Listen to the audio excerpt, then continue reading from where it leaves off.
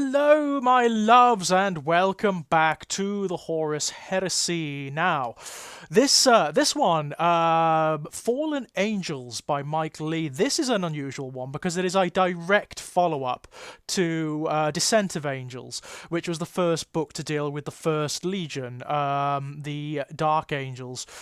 I had a very weird experience with this one. I was talking to my co-host Adam about it recently, and one of the things that came up, one of the things I mentioned is that from my first reading of the book, which was a long time ago, I mean, I will say that, I can remember not a damn thing about it. And when I say nothing, I mean absolutely nothing. I can't remember about the characters, I can't remember what happens, I can't remember a single thing about it. And usually that's a very bad sign. A very bad sign indeed, because it was a long time ago since I last read Horus Rising or False Gods, but I can remember lots of details of them. But I couldn't remember a damn thing about this book. And having read it through again, I think that that is a rather unfair assessment. I think it is rather unfair because it's a book of two halves. There's half a very, very, very good story straining to get through here, which is the story that author Mike Lee wanted to tell. And then there's the other half, which is the half that he was kind of obliged to put in place so that there was something to punctuate it, something to fill out the running time of the book. The first half of the book deals with events on Caliban. We are taken back to Caliban after the Imperium is established, after the Dark Angels Legion is well established. Caliban is now an imperial world that is changing dramatically from what it used to be. Its cultures are changing, its topography is changing as areas are torn up and transformed, entire forests are being done away with, mountain ranges are being demolished, ancient villages and townships are being torn up, and in their places you're getting the imperial cities and manufacturers and all of that, the training camps and that kind of thing. Caliban is very fast becoming a fortress world of a Space Marine Legion. And that's where all the intrigue happens. That is the good half of the story. That's the part of the story that author Mike Lee wanted to tell. Because after there's a short story in Tales of Heresy, the last collection that we took a look at, that features the Dark Angels, in which, for reasons that are kind of ambiguous, Lionel Johnson splits the fleet of the Dark Angels into two. And he retains all of the Dark Angels that came from Terra with him out in the Great Crusade, but he sends Luther, his second in command, and all of the Dark Angels that derive from Caliban back home. It's a really weird move. We as the reader know why it happened. You're going to have to read the short story in Tales of Heresy because I don't really want to spoil it here. We kind of know why it happens, but most of the Dark Angels don't. They don't understand why they've been sent home. They don't understand why they're not part of the Great Crusade anymore. And they notice, they know, they realise that all of the ones who have been sent home are Calibanite in origin. They're not the Dark Angels of Terra. And that starts to rankle. That's the core of the confusion and the bitterness that eventually leads to Luther's fall to the powers of chaos, the conversion of the Dark Angels on Caliban to become the Fallen Angels, and the eventual destruction of Caliban following the Horus Heresy. It's really interesting seeing how the seeds of discontent are sown very, very early on. What I really like about this half of the story, more than anything, is that it is the story of Luther. You really get to see the torment that this guy goes through. He doesn't entirely understand why he's been abandoned, why Lionel Johnson, not only his Primarch, but kind of his foster son, is treating him this way. But it goes way deeper than that. In all of the background stuff about Luther, all you really get about him is the generalized overview that, he's driven mad by bitterness and jealousy. He falls to the Chaos Powers and becomes a lunatic overlord and blah, blah, blah. The boring stuff, essentially. He's just a villain, he's just an antagonist for Lionel Johnson. Here, he's a deeply conflicted and interesting guy. He is loyal. He is loyal to Lionel Johnson. He is loyal to the Imperium and to the Dark Angels, but he starts to see things. You have to bear in mind, Luther is born of Caliban.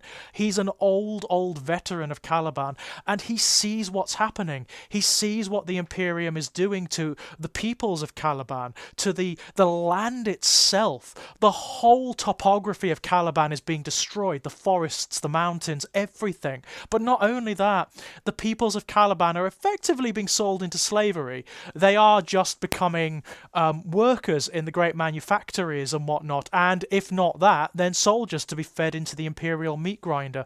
And he doesn't like it. And he starts to blame Johnson for bringing that to Caliban. And the way the book frames it, you can well understand.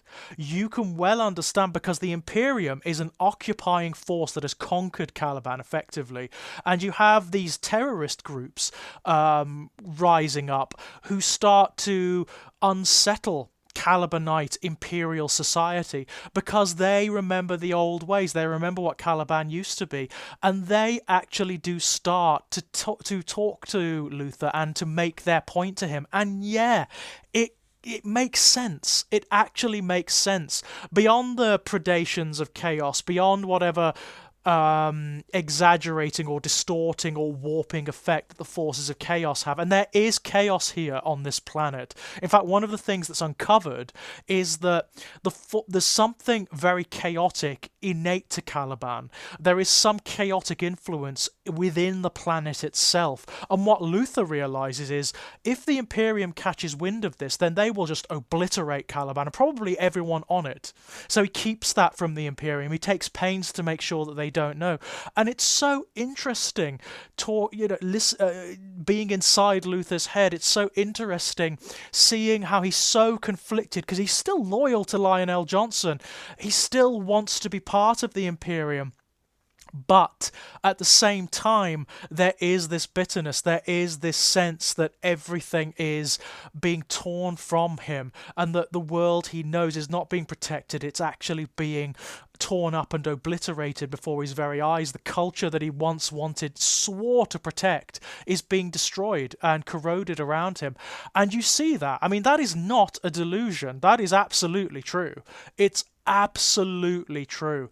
The Imperium is utterly obliterating Caliban. It's turning it into just this soulless manufactory world where the people are essentially slaves and there's nothing left to protect. It is true. You get to see a little bit of the ambiguity here, and I like that. I really like that. It's a situation in which there are no good answers and there are no good sides to be taken. It's a very, very dark situation indeed, and I love that, and I love that part of the story. I really like that.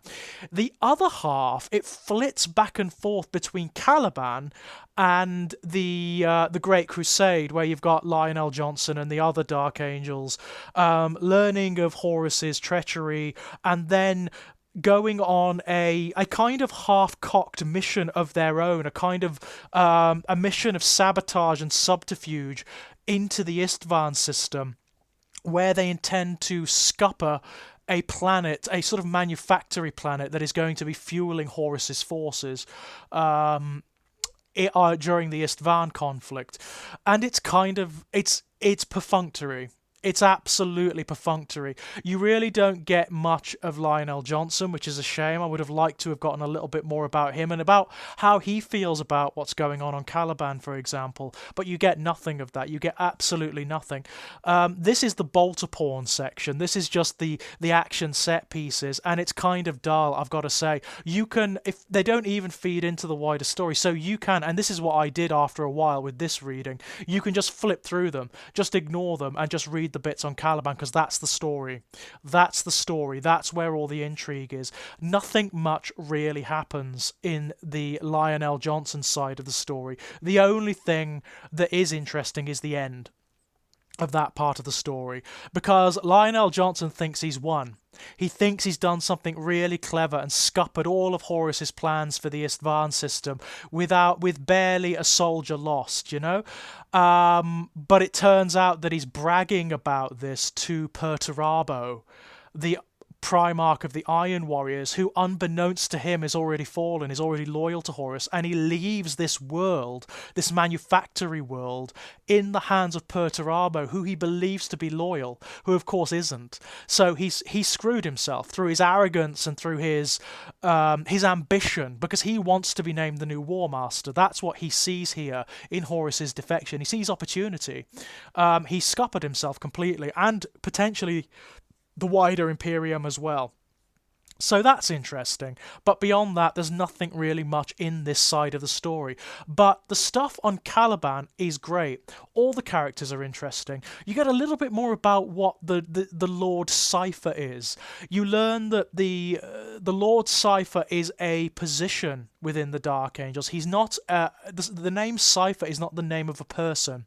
It's a title. It's an honorific that's given to a particular Dark Angel who has a particular function within the Legion. It's really quite sinister. It's strange. You don't really know what the Lord Cypher is doing here, and whether this Lord Cypher is the Cypher that we know from the present day of the 40k universe. It's hard to tell. There are suggestions, there are little inklings as to who he might be, but that is it.